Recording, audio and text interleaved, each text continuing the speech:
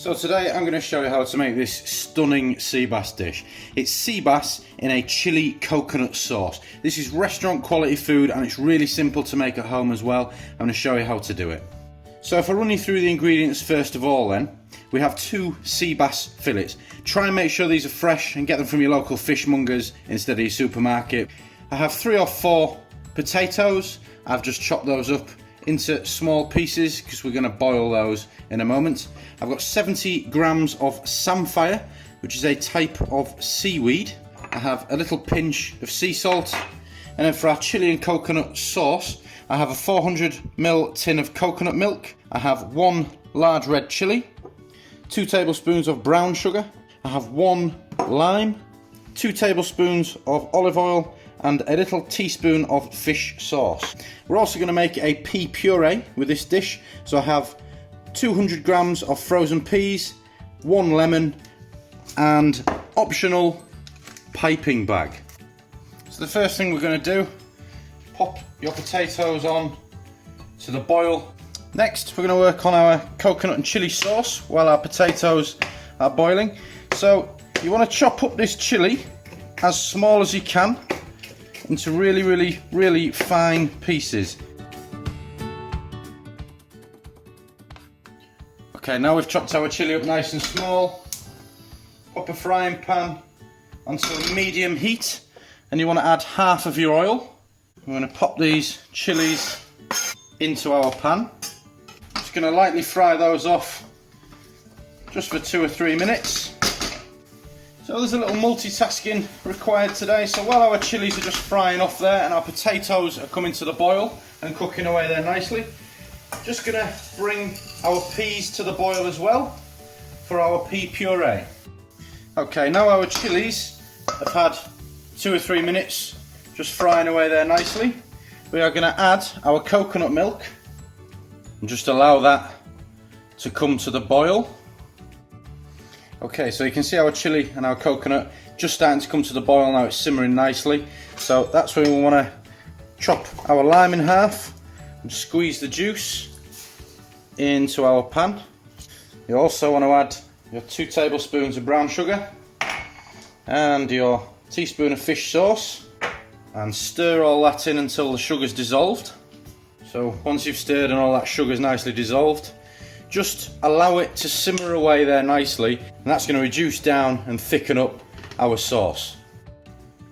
Okay, so now then it's time to move on to our main event, which is our sea bass fillets. So to get these crispy, there's a couple of things we need to do.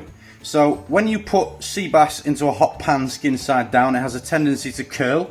To stop that happening, take a sharp knife, make a couple of scores along the skin on the back. And what we're going to do, use the remainder of our salt and just sprinkle a little of that onto the skin as well. Perfect. You can probably see here I've just moved our coconut and chili sauce to the back so that I can use this pan here for our sea bass. So heat up the remainder of your oil on a medium heat. And we don't want the pan too hot because our skin will just burn. So make sure it's on a medium heat and just hold your hand above the pan and you'll feel when there's some nice heat coming off there. And when you think you're ready, skin side down.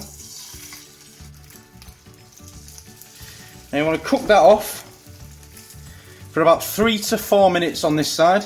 We're going to turn it over so it's skin side up and then cook it for another minute. And then we're just going to allow that to rest, and then the residual heat will continue cooking that sea bass until it's finished. That way we get a lovely crispy skin, but the fish stays nice and moist. So the next thing to do, when your peas are cooked like these ones are, drain them off and then pop them into a food processor. And then in with these peas you want a squeeze of lemon juice and a healthy pinch of salt.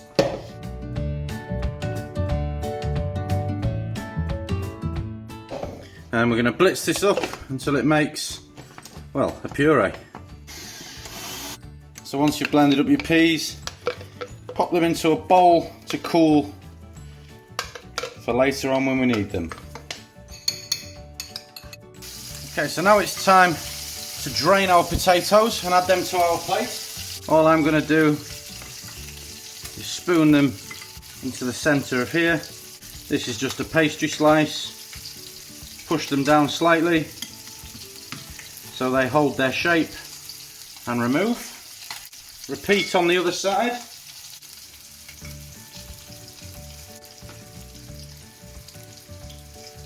Now turn the heat off from your fish. I'm just going to allow the residual heat to finish cooking that fish off. Our sauce is lovely and creamy. So, I'm going to plate up our sea bass very gently onto the top of our crushed potato. Into this pan, back onto a very low heat. I'm going to place our samphire, lightly fry that off just for a minute or two, and then with our sauce, gently pour it around your fish. Give that plate a little movement so it helps the sauce find its way around.